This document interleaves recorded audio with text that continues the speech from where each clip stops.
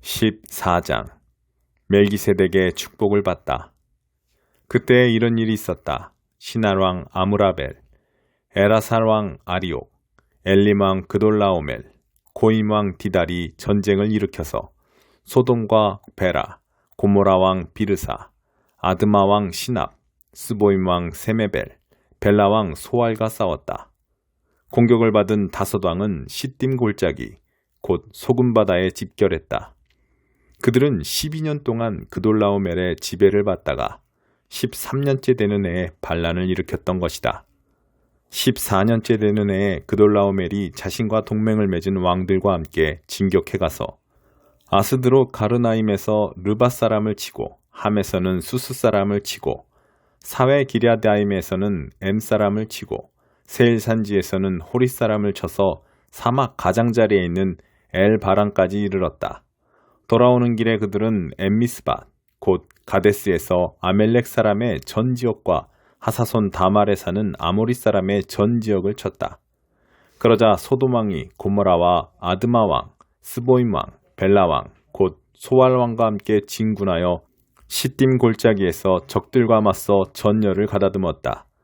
엘람 왕 그돌라오멜, 고임 왕 디달, 시날 왕 아므라벨, 엘라살 왕 아리옥, 이 네 왕이 다섯 왕과 맞서 싸웠다. 시딤 골짜기는 역청수롱이 가득했다. 소돔 왕과 고모라 왕이 달아나다가 역청수롱에 빠지고 나머지는 산지로 달아났다.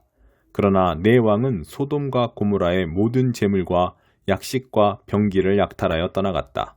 그들은 당시 소돔에 살고 있던 아브라함의 조카 롯을 사로잡아 그의 모든 소유도 빼앗아갔다. 도망쳐 나온 사람 하나가 히브리 사람 아브라함에게 와서 그 일을 알렸다. 그때 아브라함은 아모리 사람 마므레의 상수리나무 숲 근처에 살고 있었다. 마므레는 에스골과 형제간이었고 아넬과도 형제간이었다. 이들은 모두 아브라함과 동맹을 맺은 사이였다. 아브라함이 자기 조카가 포로로 끌려갔다는 소식을 듣고 부하들을 모으니 318명이었다.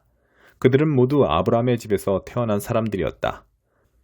아브라함은 그들을 데리고 롯을 잡아간 자들을 추격해 단까지 갔다. 아브라함과 그의 부하들은 여러 패로 나뉘어 밤에 공격했다. 그들은 다마스쿠스 북쪽 호바까지 적들을 뒤쫓아갔다. 그들은 약탈당한 모든 것을 되찾았고 아브라함의 조카 롯과 그의 재물뿐 아니라 부녀자들과 다른 사람들까지 되찾았다. 아브라함이 그돌라오멜과 그와 동맹을 맺은 왕들을 처부수고 돌아오자 소돔 왕이 사웨 골짜기 곧 왕의 골짜기로 나와서 그를 맞이했다. 살렘 왕 멜기세덱이 빵과 포도주를 가지고 나와왔다. 그는 지극히 높으신 하나님의 제사장이었다. 그가 아브라함을 축복하며 말했다. 지극히 높으신 하나님, 하늘과 땅의 창조주께 아브라함은 복을 받으리라. 그대의 원수들을 그대의 손에 넘겨주신 지극히 높으신 하나님께서는 찬양을 받으소서.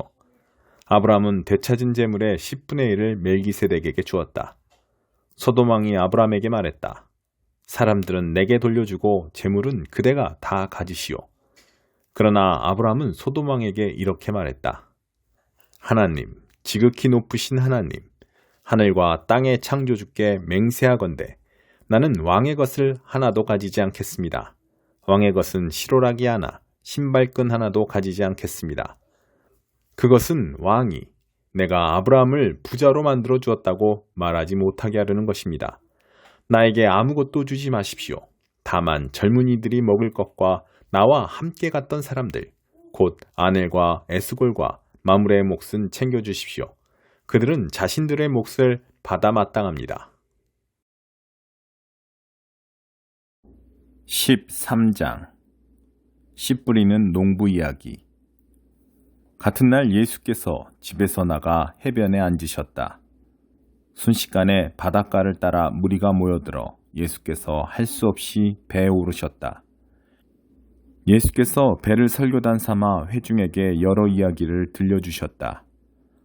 너희는 어떻게 생각하느냐? 어떤 농부가 씨를 뿌렸다. 씨를 뿌리는데 덜어는 길 위에 떨어져서 새들이 먹어버렸다. 덜어는 자갈밭에 떨어져서 금세 싹이 났으나 뿌리를 내리지 못해 해가 나자 곧 시들어 버렸다.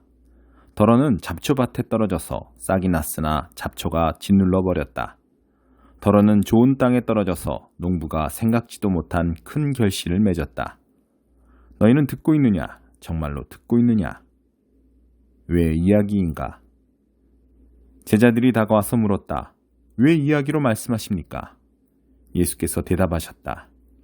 너희에게는 하나님 나라를 아는 깨달음이 주어졌다. 너희는 하나님 나라가 어떻게 되어가는지 안다. 그러나 이 선물, 이 깨달음은 누구한테나 있는 것이 아니다. 어떤 사람에게는 주어지지 않았다. 누구든지 준비된 마음이 있으면 언제라도 깨달음과 이해가 막힘없이 흐른다. 그러나 준비된 마음이 없으면 깨달음은 흔적도 없이 금세 사라진다. 내가 이야기로 말하는 것은 그런 이유에서다. 마음을 준비시키고 마음을 열어 깨닫도록 주의를 환기시키려는 것이다. 현재 상태로는 그들은 세상 끝날까지 쳐다보아도 보지 못하고 지칠 때까지 들어도 깨닫지 못한다.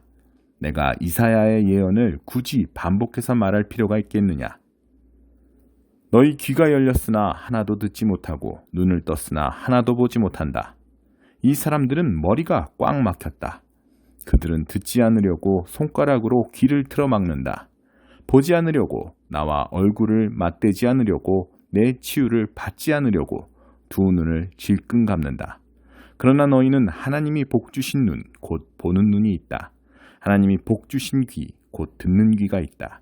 예언자와 겸손하게 믿는 이들을 비롯해 많은 사람들이 너희가 지금 보는 것을 보고 너희가 지금 듣는 것을 들을 수만 있었다면 그 무엇도 마다하지 않을 텐데 그럴 기회가 없었다.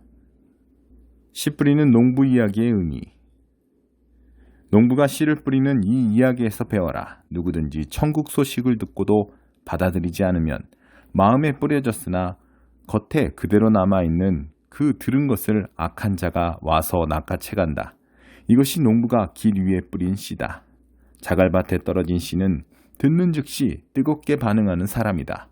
하지만 성품의 토양이 없다 보니 감정이 식거나 어려움이 닥치면 아무 쓸모가 없게 되고 만다. 잡초밭에 떨어진 씨는 천국 소식을 듣기는 듣지만 세상 모든 것을 갖고 싶고 더 얻으려는 염려와 망상의 잡초 때문에 숨이 막혀서 아무 소득이 없는 사람이다. 좋은 땅에 떨어진 씨는 그 소식을 듣고 받아들여서 생각지도 못한 큰 결실을 맺는 사람이다. 예수께서 또 다른 이야기를 들려주셨다. 하나님 나라는 자기 밭에 좋은 씨를 심은 농부와 같다. 그날 밤 품꾼들이 자는 동안에 그의 원수가 밀밭 사이사이에 엉겅퀴를 뿌리고는 동트기 전에 자취를 감췄다. 푸른 싹이 처음 나고 나달이 연글려고 할 때에 엉겅퀴도 함께 나왔다. 일꾼들이 농부에게 와서 말했다. 주인님, 좋은 씨만 가려서 심지 않았습니까? 이 엉겅퀴는 어디서 왔습니까? 주인은 원수가 그랬구나 하고 대답했다. 일꾼들은 엉겅퀴를 뽑을까요? 하고 물었다. 주인이 말했다. 아니다. 엉겅퀴를 뽑다가 밀까지 뽑아버리겠다. 그냥 추수 때까지 같이 자라게 두어라. 그때 내가 추수하는 사람들에게 엉겅퀴는 뽑아 따로 묶어 불사르고 밀은 거두어 곡간에 넣으라고 하겠다. 또 다른 이야기다. 하나님 나라는 농부가 심은 솔씨 하나와 같다. 솔씨는 씨로서는 아주 작지만 세월이 가면 독수리들이 그 안에 둥지를 틀 만큼 큰 나무로 자란다. 또 다른 이야기다.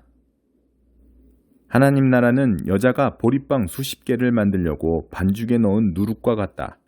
기다리고 있으면 반죽이 부풀어 오른다.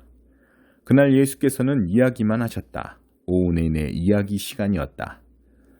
그분이 이야기로 말씀하신 것은 예언의 성취였다. 내가 입을 열어 이야기하겠다. 세상 첫날부터 숨겨진 것들을 내가 드러내겠다. 역사에 막이 내릴 때 예수께서 회중을 돌려보내시고 집에 들어가셨다. 제자들이 들어와서 말했다. 밭의 엉겅퀴 이야기를 설명해 주십시오. 그래서 예수께서 설명해 주셨다. 좋은 씨를 뿌리는 농부는 인자다. 밭은 세상이고 좋은 씨는 천국 백성이다.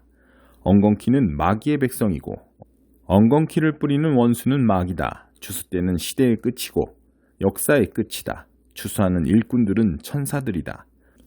엉겅퀴를 묶어서 불사르는 장면은 마지막 막에 나온다. 인자가 천사들을 보내어 자기 나라에서 엉겅퀴를 뽑아 쓰레기장에 던지면 그것으로 끝이다. 그들은 높은 하늘에 대고 불평하겠지만 아무도 귀 기울이지 않을 것이다. 그러나 거룩하게 무르익은 사람들은 성숙하게 자라서 자기 아버지의 나라를 아름답게 꾸밀 것이다. 너희는 듣고 있느냐? 정말로 듣고 있느냐? 하나님 나라는 오래도록 밭에 감추어져 있다가 그 곁을 지나가던 사람이 우연히 찾아낸 보물과 같다. 찾아낸 사람은 기뻐 어쩔 줄 몰라서 이게 웬 횡재냐 하며 전 재산을 팔아 그 밭을 산다. 하나님 나라는 최고의 진주를 찾아다니는 보석상과 같다. 흠없는 진주를 만나면 그는 즉시 모든 것을 팔아 그 진주를 산다. 하나님 나라는 바다에 던져 온갖 물고기를 잡는 그물과 같다. 그물이 가득 차면 해변가로 끌어다가 좋은 물고기를 골라서 통에 담고 먹지 못할 것은 버린다. 역사에 막이 내릴 때도 그럴 것이다. 천사들이 와서 쓸모없는 물고기들은 출현해서 쓰레기통에 버릴 것이다. 엄청난 불평이 있겠지만 전혀 소용없을 것이다. 예수께서 물으셨다. 이제 이 모든 것을 알 것 같으냐? 그들은 예 하고 대답했다. 예수께서 말씀하셨다. 너희가 보다시피 하나님 나라의 훈련을 잘 받은 학생은 마치 편의점 주인과 같다. 무엇이든 필요한 것이면 신상품이든 재고든 꼭 필요한 때에 척척 찾아낸다. 이 이야기를 다 마치시고 예수께서 그곳을 떠나 고향으로 돌아가셔서 그곳 회당에서 설교하셨다. 예수께서는 모든 사람의 감탄을 자아낼 정도로 대단하셨다. 사람들은 말했다. 이 사람이 이렇게 훌륭한 사람인지 미처 몰랐다. 어떻게 이런 지혜와 이런 능력을 갖게 되었을까? 그러나 한편으로 그들은 언제 그랬느냐는 듯이 어느새 그분을 깎아내리고 있었다. 우리는 이 사람을 어려서부터 알았다. 그는 목수의 아들이다. 그의 어머니 마리아를 우리가 알고 그의 동생 야고보와 요셉과 시몬과 유다를 안다. 그의 누이들도 다 여기 살고 있다. 도대체 그는 자기가 누구라고 저러는 것인가? 그들은 아주 언짢게 생각했다. 그러나 예수께서는 예언자는 자기 고향과 가족에게 대단치 않게 여겨지는 법이다 라고 말씀하셨다. 그들의 적대감과 무관심 때문에 예수께서는 거기서 기적을 많이 행하지 않으셨다. 3장 대제사장 엘리야십과 동료 제사장들이 함께 일어나 밖으로 나섰다. 그들은 양문에서부터 시작했다. 그것을 보수하여 문짝을 달고 100망대와 하나넬 망대까지 성벽을 쌓았다. 여리고 사람들이 그들과 나란히 작업했고 그들 옆에서는 이므리의 아들 삭굴이 작업했다. 물고기문은 하스나 형제들이 세웠다. 그들은 그것을 보수하여 문짝을 달고 자물쇠와 빗장을 만들어 달았다. 그 옆에서는 학고스의 손자여 우리아의 아들인 무레못이 작업했다. 그 옆은 무세사벨의 손자여 베레게아의 아들인 무술람이 작업했다. 그 옆은 바하나의 아들인 사독이 작업했다. 그 옆은 드고아 사람들이 작업했다. 다만 귀족들은 예외였다. 그들은 자기들 공사 책임자와 함께 일하려 하지 않았고 그런 일로 손을 더럽히는 것을 거절했다. 여사나무는 바세아의 아들 요야다와 부소드야의 아들 무술람이 맡았다. 그들은 그것을 보수하여 문짝을 달고 자물쇠와 빗장을 만들어 달았다. 기브온 사람 물랴다와 메로노 사람 야돈 그리고 유프라테스 건너편 총독의 관할 아래에 있는 기브온과 무스바 사람들이 그들과 나란히 작업했다. 할헤야의 아들 금세공업자 우시엘이 그 옆에서 작업했고 그 옆은 향수를 만드는 하나냐가 작업했다. 그들은 넓은 벽에 이르기까지 예루살렘 성벽을 다시 세웠다. 다음 구간은 예루살렘 반쪽 구역의 책임자이자 후르의 아들인 르바야가 작업했다. 그 옆은 하루마베 아들 여다야가 자기 집 앞에 성벽을 다시 세웠다. 하삼느야의 아들 핫두스가 그 옆에서 작업했다. 하림의 아들 말기야와 반모압의 아들 핫숲은 풀무망대가 포함된 다른 구간을 보수했다. 그 옆에서 작업한 사람은 예루살렘 나머지 반쪽 구역의 책임자이자 할로에스의 아들인 살룸과 그의 딸들이었다. 골짜기 문은 사노아 마을 사람들과 한운이 맡았다. 그들은 그것을 보수하여 문들을 달고 자물쇠와 빗장을 만들어 달았다. 그들은 계속해서 거름문에 이르기까지 성벽 450m를 보수했다. 거름문 자체는 베타게렌 구역의 책임자이자 네갑의 아들인 말기야가 맡았다. 그는 그것을 보수하여 문짝을 달고 자물쇠와 빗장을 만들어 달았다. 샘문은 미스바 구역의 책임자이자 고로세의 아들인 살룬이 맡았다. 그는 그것을 보수하여 지붕을 얹고 문짝을 달고 자물쇠와 빗장을 만들어 달았다. 그는 또 다윗성에서 내려가는 계단에 이르기까지 왕의 동산에 있는 실로암 연못에 벽을 다시 세웠다. 그 다음은 벳술 반쪽 구역의 책임자이자 아스북의 아들인 느헤미야가 맡았다. 그는 다윗의 묘 바로 앞에서 연못과 영웅들의 집에 이르기까지 작업했다. 그 다음 이어지는 부분은 레위인들이 바니의 아들 르움 밑에서 작업했다. 그들 옆에서는 그일라 반쪽 구역의 책임자인 하사랴가 자기 구역을 맡아 다시 세웠다. 그 옆으로 그일라 나머지 반쪽 구역의 책임자이자 헤나닷의 아들인 빈누이가 그 레위인들의 형제들과 함께 작업을 이어갔다. 무기고 언덕배기 앞에서부터 모퉁이까지의 구간은 미스바 구역의 책임자이자 예수아의 아들인 에셀이 다시 세웠다. 모퉁이부터 대제사장 엘리야십의 집 문까지는 삿배의 아들 바룩이 맡았다. 하코스의 손자여 우리아의 아들인 무레못은 엘리야십의 집 문에서부터 엘리야십의 집 맨 끝까지 맡았다. 거기서부터는 그 주변의 제사장들이 작업을 이어갔다. 베냐민과 핫숲은 집 앞의 성벽을 작업했고 아나냐의 손자여 마아세야의 아들인 아사랴는 집 옆쪽의 성벽을 작업했다.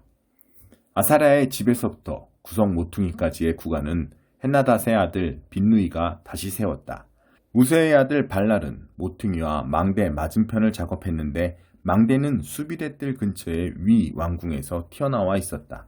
그 옆으로 바로스의 아들 부다야와 오벨 언덕에 사는 성전 봉사자들이 동쪽 수문과 튀어나온 망대 맞은편 지점까지 작업했다.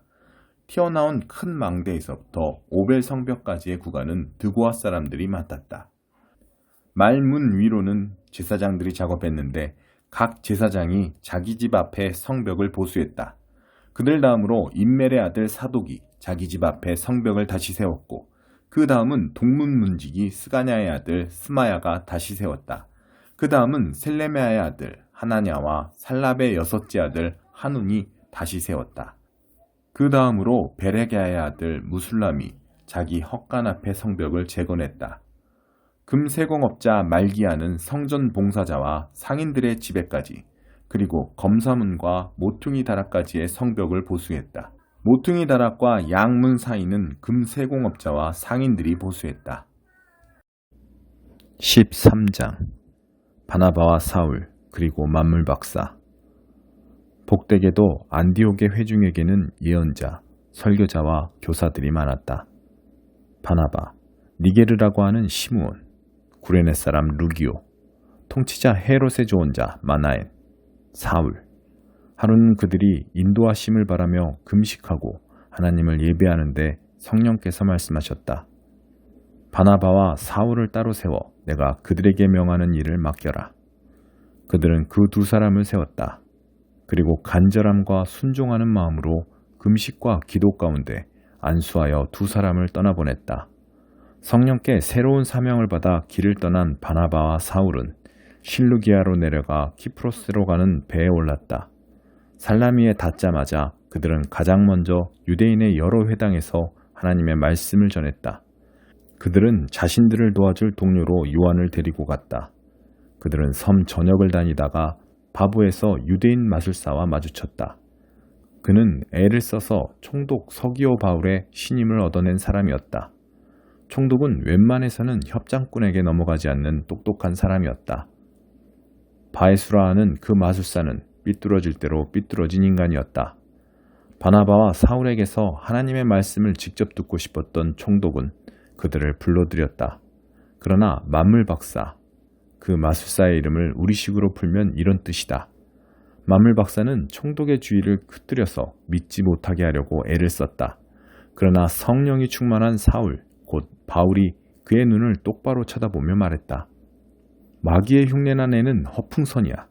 너는 사람들을 속여 하나님을 믿지 못하게 하려고 잠도 안 자고 계략을 꾸미는구나. 그러나 이제 내가 하나님과 직접 부딪혔으니 내 장난질은 끝났다. 너는 눈이 멀어서 오랫동안 햇빛을 보지 못할 것이다. 그는 곧 어두운 안개 속에 빠져들어 주변을 더듬거렸다. 사람들에게 자기 손을 잡고 길을 알려달라고 간청했다. 총독은 그 일어난 일을 보고 주님을 믿었다. 그는 그들이 주님에 대해 하는 말을 듣고 대단한 열의를 보였다. 모든 이방인에게 문이 열리다. 바울 일행은 바부에서 출항해 밤빌리아의 버가로 항해했다. 거기서 요한이 중도에 포기하고 예루살렘으로 돌아갔다. 나머지 일행은 버가에서 비시디아의 안디옥으로 이동했다. 안식일에 그들은 회당에 가서 자리에 앉았다. 성경, 곧 하나님의 율법과 예언서를 읽은 뒤에 회당장이 그들에게 물었다. 형제 여러분, 혹시 격려의 말이나 전하고 싶은 말이 있습니까? 바울이 일어나 잠시 숨을 고르고 나서 말했다. 이스라엘 동포 여러분, 하나님과 벗이 되신 여러분, 들어보십시오. 하나님께서는 우리 조상에게 특별한 관심을 두셔서 이집트에서 짓밟히던 나그네 된 우리 민족을 일으켜 세우시고 거기서 장엄하게 이끌어내셨습니다. 그분은 황량한 광야에서 40년 가까이 그들을 돌보아 주셨습니다. 그 후에 앞길을 가로막는 7 적국을 쓸어버리시고 가나안 땅을 그들의 소유로 주셨습니다. 그 기간이 450년에 달합니다. 예언자 사무엘 때까지 하나님은 사사들을 보내셔서 그들을 이끌게 하셨습니다. 그러나 그들은 왕을 요구했고 결국 하나님은 베냐민 지파에서 기스의 아들 사울을 택하여 그들에게 주셨습니다. 사울이 40년을 다스린 뒤에 하나님은 그를 왕위에서 제하시고 그 자리에 다윗을 왕으로 세우시며 이렇게 말씀하셨습니다. 내가 땅을 두루 살펴 이새의 아들 다윗을 찾았다. 그는 내 마음에 합한 사람, 내가 말하는 것을 그대로 행할 사람이다. 약속대로 하나님께서는 다윗의 후손에게 이스라엘을 위한 구주, 곧 예수를 보내셨습니다. 그 전에 요한으로 하여금 그분이 오실 것을 백성에게 경고하게 하셔서 전적으로 삶을 고치도록 그들을 준비시키셨습니다. 요한은 자기 일을 마무리하면서 이렇게 말했습니다. 너희는 내가 그분인 줄 알았더냐? 아니다. 나는 그분이 아니다. 그러나 너희가 그토록 오랜 세월 동안 기다려온 그분이 가까이 와 계신다. 그분이 곧 나타나실 것이다. 그리고 나는 곧 사라질 것이다. 사랑하는 형제자매 여러분, 아브라함의 자손이요 하나님과 벗이 되신 여러분, 이 구원의 메시지를 들어야 할 사람은 바로 여러분이었습니다. 예루살렘 시민과 통치자들은 그분이 누구신지 알아보지 못하고 그분께 사형을 선고했습니다. 정당한 이유가 없는데도 무조건 빌라도에게 처형을 요구했습니다. 그들은 예언자들이 말한 그대로 행한 것입니다. 그들은 안식일마다 회당에서 예언자들의 글을 읽으면서도 정작 자신들이 그 예언자들의 각본을 글자 그대로 따르고 있다는 사실을 몰랐습니다. 예언자들의 말대로 다 행한 뒤에 그들은 그분을 십자가에서 내려다가 무덤에 두었습니다. 그러나 하나님께서 그분을 죽음에서 다시 살리셨습니다. 그 후에 그분은 갈릴리 시절부터 그분을 잘 알던 이들에게 여러 곳에서 여러 번에 걸쳐 나타나셨고 바로 그들이 그분의 살아계심을 계속해서 증거하고 있습니다. 이것은 논쟁의 여지가 없는 사실입니다. 오늘 우리도 여러분에게 복된 소식을 가져왔습니다. 그것은 바로 하나님께서 우리 조상에게 하신 약속이 그 후손인 우리에게 성취되었다는 메시지입니다. 시편 2편에 정확히 기록된 것처럼 하나님께서 예수를 살리셨습니다. 내 아들아, 내 소중한 아들아, 오늘 내가 너를 기뻐한다. 그분을 죽은 자들 가운데서 살리실 때 하나님은 영원히 그렇게 하신 것입니다. 그 예수가 썩고 부패한 것으로 다시 돌아가실 일은 없습니다. 그래서 이사야는 내가 다윗의 약속된 축복을 너희 모두에게 주겠다고 한 것입니다. 시편 기자도 이렇게 기도했습니다. 주님께서는 주님의 거룩하신 분이 썩고 부패한 것을 다시 보지 않게 하실 것입니다. 물론 다윗은 하나님이 맡기신 일을 다 마치고 나서 오늘까지 긴 세월을 흙과 재가 되어 무덤 속에 있습니다. 그러나 하나님이 살리신 예수는 흙과 재가 되는 일이 없습니다. 내가 참으로 사랑하는 친구 여러분, 여러분에게 죄 용서의 약속이 주어진 것은 바로 부활하신 이 예수 때문임을 아시기 바랍니다. 그분은 모세의 율법이 결코 해낼 수 없었던 일을 믿는 사람들 안에서 모두 성취하십니다. 부활하신 이 예수를 믿는 사람은 누구나 하나님 앞에서 선하고 의롭고 온전하다고 선포됩니다. 이것을 가볍게 여기지 마십시오. 당신과 같은 예언자의 설교가 여러분을 묘사한 것이어서는 안 될 것입니다. 조심하여라, 비웃는 자들아. 뚫어지게 보아라. 너희의 세상이 산산조각 나는 것을. 내가 바로 너희 눈앞에서 이 일을 행할 것인데 그 일이 눈앞에 닥쳐도 너희는 믿지 않을 것이다. 예배가 끝나자 바울과 바나바는 다음 안식일에도 설교해달라는 초청을 받았다. 모임이 끝나자 아주 많은 유대인과 유대교 개종자들이 바울과 바나바를 따라갔다. 두 사람은 그들과 긴 대화를 나누면서 그들이 시작한 삶, 곧 하나님의 은혜와 그 은혜 안에서 사는 삶에 머물러 있으라고 권면했다. 다음 안식일이 돌아오자 도시 전체가 하나님의 말씀을 들으려고 모여들었다. 일부 유대인들이 그 무리를 보고는 시기심에 휩싸여 바울을 심하게 비난했다. 그들은 바울의 말을 일일이 반박하며 소란을 피웠다. 그러나 바울과 바나바는 물러서지 않았다. 그들은 자신들의 입장을 굽히지 않고 이렇게 말했다. 본래 하나님의 말씀은 유대인 여러분에게 먼저 전해지도록 되어 있었습니다. 그러나 여러분은 그 말씀에 관여할 마음이 전혀 없고 영원한 생명에 대해서도 아무 관심과 마음이 없음을 아주 분명히 했습니다. 그래서 모든 이방인에게 문이 열렸습니다. 우리는 그 문을 통해 나아가면서 하나님께서 명령하신 대로 행합니다. 그분께서 이렇게 말씀하셨습니다.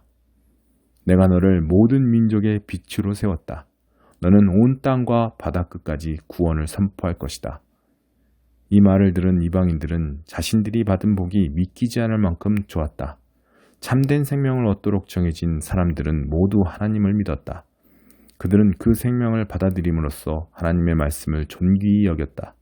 이 구원의 메시지는 그 지역 곳곳으로 들불처럼 퍼져나갔다. 일부 유대인들이 그 성에 존경받는 여자들과 지도자급 남자들을 선동해서 그들의 소중한 생활 방식이 곧 훼손될 것이라고 믿게 했다. 그 말에 놀란 그들은 바울과 바나바를 적대하면서 강제로 내쫓았다. 바울과 바나바는 마음에서 그 일을 떨쳐버리고 다음 성인 이고니온으로 향했다. 행복한 두 제자는 기쁨과 성령이 흘러넘쳤다.